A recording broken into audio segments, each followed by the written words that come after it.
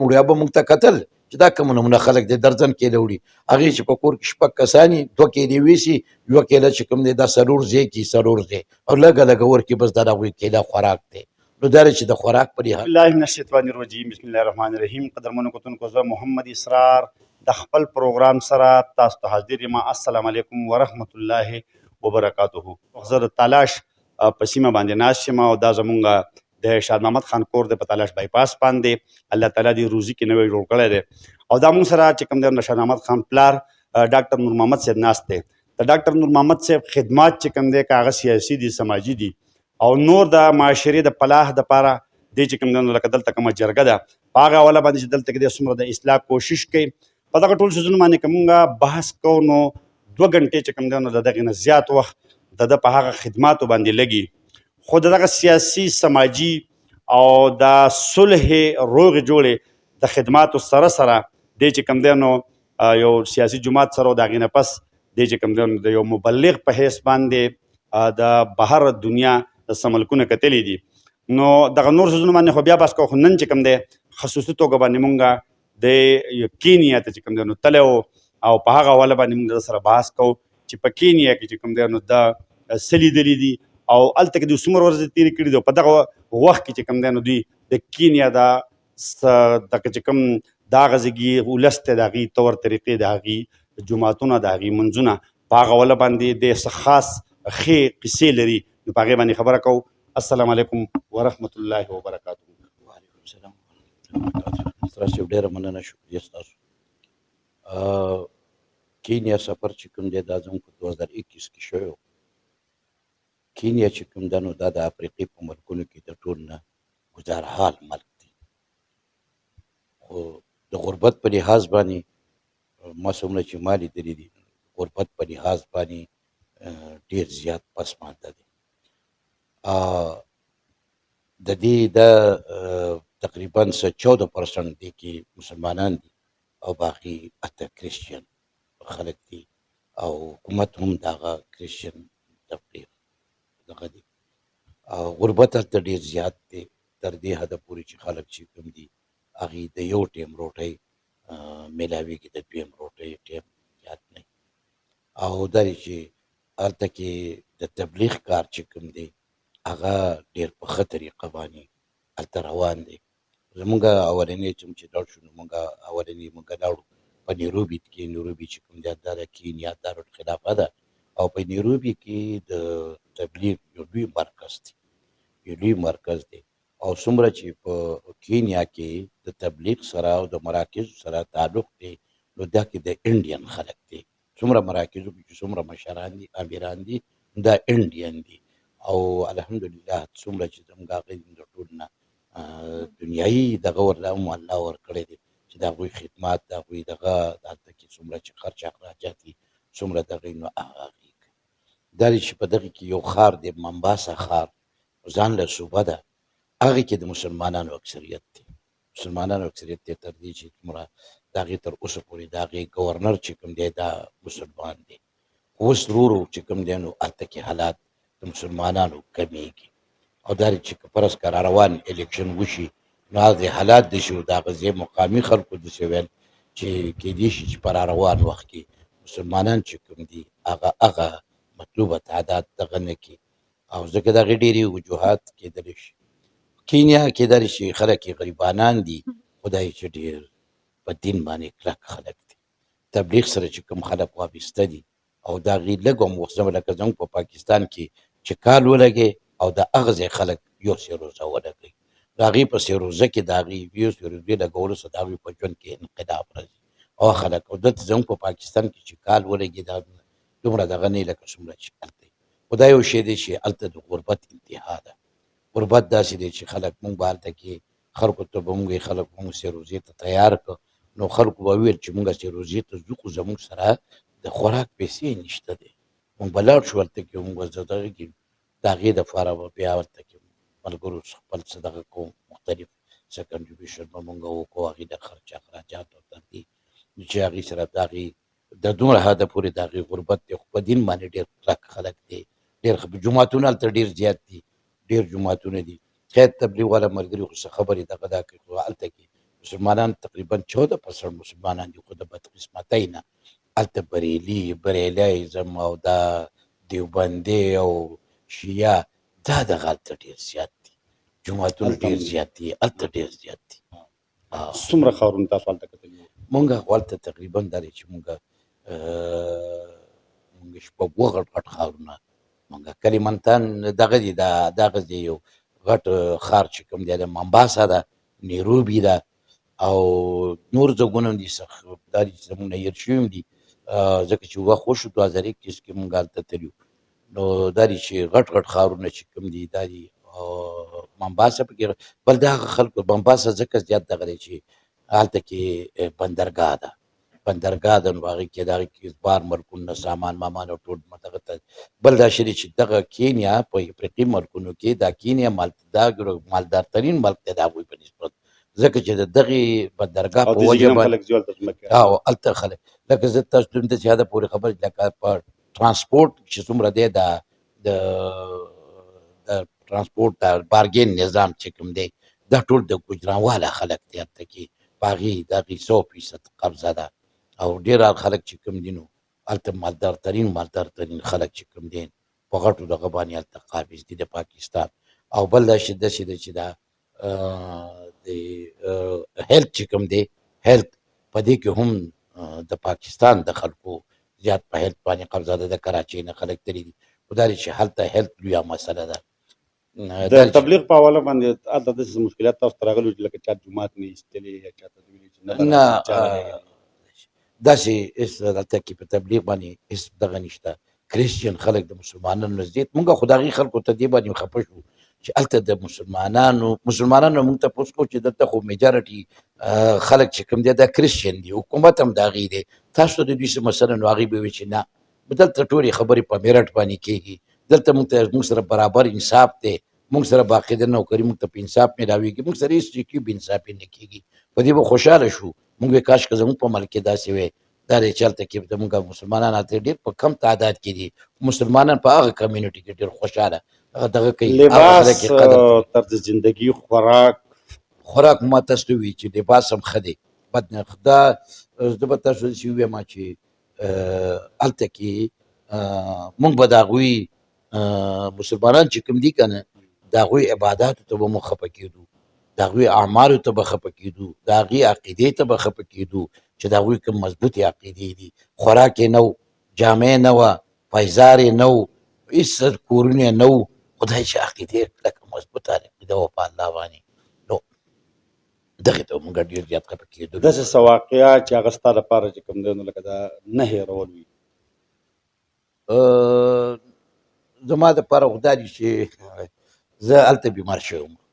چونکې زما کینیا کې زه لاړم نو زه چې څنګه کراچۍ ته راتلمه نو ما د مور سره ماښام خبرې وکړلې او تقریبا 1 ګنټه پس راته بیا خبره وشوې چې هغې ته فعاله جوړ شو او د هغې خبرې بند شولې. نو زه چې تلم نو زما د هغې څه په کراچۍ نه ما کوشش دا کوو زما 10 منټه مخکې ورسره زما خبرې وشوې بیا 10 منټه پس زما خبرې د هغې سره نه کېدې. په دې خوشحاله دا وم چې د شکر دی چې د هغې څه خبرې وشوې. د هغې وجې نه زه هلته بیمار شوی وم نو هلته د علاج معلاج تاسو ته وایم چې دومره ګران دی چې دا پیناډال ګولۍ چې دلته موږ د سر درد دپاره کم استعمالوو دا هلته ما په پاکستاني په 700 روپۍ باندې واخیستې او زما هلته کې زه بیا هسپتال ته زه بیمار شوم بیا مور زما په غیر مجرد کې چې مور وفات شوه زه ذهني طور هلته دغه شوم نو هلته دا چې د علاج ملاج سعودیت ته نو زما په بیمارۍ هم څوک نه پوهېدو نو د هغې د ونې زه هسپتال ته نو چې زه هسپتال ته لاړم نو هغې ما ته انجکشن چې کوو نو هغه انجکشن سره زه ما ته بېهوشه شوم چې زه بېهوشه شوم نو زه تقریبا وایي چې د سهار 9 بجې هسپتال ته تللو د شپې د 10 بجو پورې زه بېهوش وم زه په فرش باندې پرېوتی وم نو دا زما داسې دا چې ما ته مرباسه چې کوم ملګری و نو هغه ملګري دا وي چې هسپتال ډاکټران خبر شو پرایویټ هسپتال و ډاکټرانو هسپتال بند کړ او کومې ښځې چې ما ته انجکشن کړې وه نو هغه ښځې په ژړا وه په داخلي حده پورې چې چغې والې او هسپتال نه بند کړ هسپتال نه لاړه زه هغه سړی ما سره پاتې شو او زه پاتې شوم تر دې حده پورې نو بیا ډاکټرانو ویل چلو کوچ مالې ډیت سرټیفیکیټ دغه کوچ هغې وکتې دا وفات شوی دی دله تاسو داسې وکړئ چې دله تاسو ملګري ته وایي چې تاسو دله تابوت راوړئ چې ټیپ میټۍ لاله ټیپ کړئ دا به دغه له ورکړي خو خو د هغې نه پس چونکې د هغه ډاکټرانو مقامي کسانو نور ډاکټرانو پرایویټ د نورو ځګونو نه راوغوښته چې هغې زه راوغوښتمه نو هغې زما د چې دغه وکړو هغې وایي چې هلکه دا سړی خو ژوندی دی خو دې ته تاسو ده په کینیا کې نو دا چې زما سره هغه ډس سرټیفیکټ اوس هم شته ما چې راکړی دی نو ما سره د هغې هغه دغه شته خو دا دی چې الله ما له ژوند راکړی دا د ما د هغې دغه دی او بیا هغې کې په هغه وخت کې زما په علاج باندې تقریبا هسپتال کې 3.5 لاک روپۍ خرچه راغلې وه خو د هغه خلک داسې قرباني والا خلک دی چې هغې کله زه جوړ شوم یو ملګري 1 لاک روپۍ د ګیټ باندې سوالګري ناسې غربت هلته کې 1 لاک روپۍ هغه خلکو له خیراتي ورکړي دومره قرباني او زما به حالات چې کوم دی 3.5 لک روپۍ خرچه راغلې وه هم د ګوجرانوال یو کس و هغه ډاکټر دا د ما دپاره دغه دی خو دا دی چې مینې والا خلک دی محبت والا خلک دی او دغه خلک دي څومره چې دا دي انډیا والا خلک دي نو زیات په دې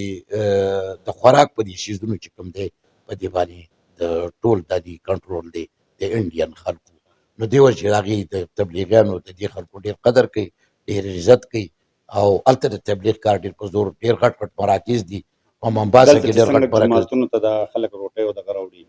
نو هلته هم داسې دغه دی چې خلکو به ډوډۍ راوړه هلته چې دا شی نشته موږ ته به دا وه چې هلته د خوراک په باره کې موږ ته به پاکستان نه چې موږ ته ویلي چې تاسو به د خلکو په مخکې دسترخوان نه خوروئ او هلته چې کینیا ته لاړو نو اول به موږ ته هغې دا خبره وکړله چې تاسو به په جومات کې دسترخوان نه خوروئ ځکه چې تبلیغیان ورسره ښه خوراکي ښه کوشش کوي الله یې ورکوي هر قسم دغه دی هغه خلک چې کوم دی نو هغې ته خوراک نه میلاویږي او هغې وایي چې تاسو دسترخوان نو دوی به خوراک نه وي دوی به تاسو خوراک ته خفه کېږي یا به دوی چې دوی وږي نو دوی به ستاسو سره کښېني ستاسو خوراک به دغه شي نو تاسو به د خلکو په مخ کې خوراک ځکه چې کله به دسترخوان خور کړو نو هغه خلک به خود په خود راتل کېناستل به هغې په دې وجه دغې کې نو هغې وایي چې داسې تاسو به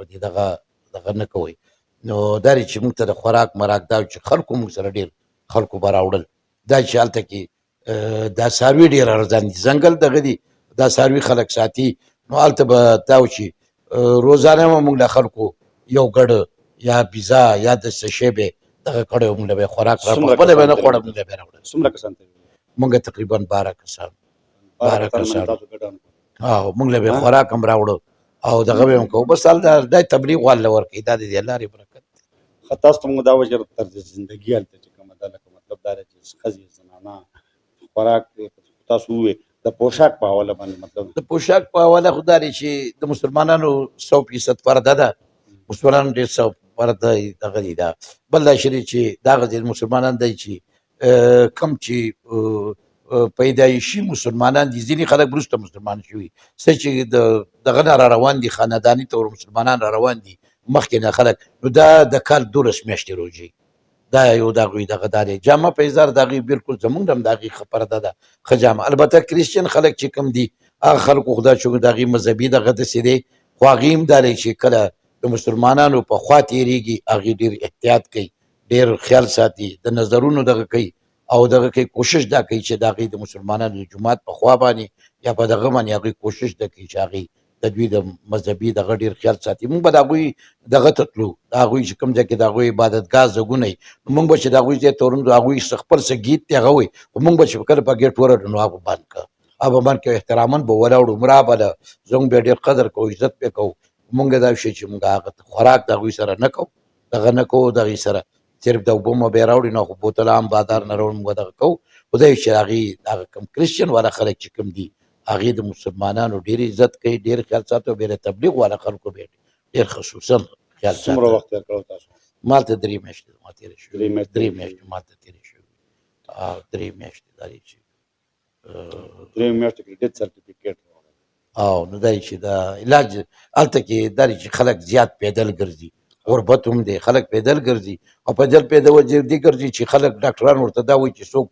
پیدل ګرځي ورزش کوي دغه کوي نو دا بیماریږي نه نو هغه خلک دا شری چې هلته کې 20 کیلومتره پورې خلک چې نوکرونه ځي نو دا پیدل ځي لکه د هغې عام یو دغه داسې دی چې موږ به ممباسا ښار کې وو نو موږ ته هغې به ویل چې تاسو به د 6 بجو نه پس چې کوم دی تاسو به خپل کار بازار ته دغه ته نه وځئ ځکه چې روډونه بلاکي موږ ورته وایي چې د دې وجه څه ده هغې وایي دا وایي چې 6 بجې لوی ښار دی بازار دغې په 6 بجې د هغوی چوټي کېږي خلک د دوکانونو کې چې نوکران دي دغه دي هغې نو دا خلک ټول په روډ باندې په زرګاو خلک نو دا ټول پیدل ځي نو روډونه بالکل بند شي نو ګاډي ټریفیک میفیک بالکل بند دي، دا خلک پیدل ځي، په ګاډو کې ډېر کمپوز خلک دي ځکه چې غربت هم دی او علاج هم ګران دی، نو په دې وجه دغه ارزاني ګراني ګراني دا دی چې هلته پیسې زموږ نه ښه ده، دغلته به هم خفه کېدو چې غریب ملک دی، خو زمونږ د هغوی دغه چې کوم دی پیسې زمونږ نه 1:2 د هغې پیسې زمونږ نه غوریزه وه، ښه وه. بل ګراني دا دی چې هلته زمونږ په شان دوکانونه نشته، هلته کې زیات زنانه کاروبار کوي، خو د فوټپاتونو باندې ناست دي، دغه یا کیبینونه لګولي، نو هلته هر شی د دانې تول نه وي، د دانې په حساب خرڅېږي، لکه الو دانه یوه دانه په 100 ده، ټماټر دانه په 100 ده، نو په هغه وخت کې مونږ چې اخیستي نو په 120 روپۍ ټماټر دانه، او دا وه چې مونږ به لاړو پاکستان باندې، او هلته دا چې هلته کې چې ډېر مالداره خلک وي، نو هغه به چېرته 2 ټماټر ویسي یا به 2 الوګان ویسي، بلکې ډېر خلک هغه دا نشي وړلی. بل شری چې مونږ به لاړو نو چې به زنانه څه به یو درزن کینوان پراته وو، یو درزن به الو پراته وو، داسې ټماټر به وو، او داسې یو درزن کیلې، مونږ ورته ویل دا په سوري مونږ له دا درزن کیلې هم راکړه، نو مونږ به ترې ټول راغونډ کړه په پنډو کې پیسې به مو ورکړې، دا به ډېره خوشحاله چې په سبا ده مونږ لاړو، هر دوکاندار به نارې والې وي تاسو بیا مونږ ته وایي دا تاسو څه کم دغه چې تاسو داسې کوئ، او مونږ وایي چې دا مونږ الله دا رزق داسې راکوي، پراخې راکوي، او لږې پیسې خو الله په هغې کې برکت واچوي، ښه خوراکونه، خو هلته د خوراک په لحاظ باندې ډېر انتهایي غربت دی. هلته دا خلک چې خلک مونږ هلته کیله درزن وړي، به مونږ ته کتل چې دا کوم نمونه خلک دی درزن کیله وړي، هغې چې په کور کې 6 کسان وي 2 کیلې ویسي، یوه کیله چې کوم دی دا 4 ځای کې 4 ځای، او لږه لږه ورکړي، بس دا د هغوی کیله خوراک دی. نو دا چې د خوراک په لحاظ باندې او د دغه په لحاظ باندې د ګورې ډېر زیات سړی خفه شي دغه شي، خو د هغې باوجود که تاسو ووینئ نو د هغوی جوماتونه ډک دي او ذکر اذکار هلته ډېر زیات دی. او بل دا شی چې په مانځه کې چې خلک ته ګوري الله ته جاړي، شپې تهجدو ته راځي، بس هغه جی قدرمنو کتونکو ډاکټر نور محمد صاحب تاسو واورو د یو مبلغ په حیث باندې چې کوم کینیا ته تللی و، کیسې خو نورې هم ډېرې زیاتې دي، خو په راروان پروګرام کې به مونږ د یو بل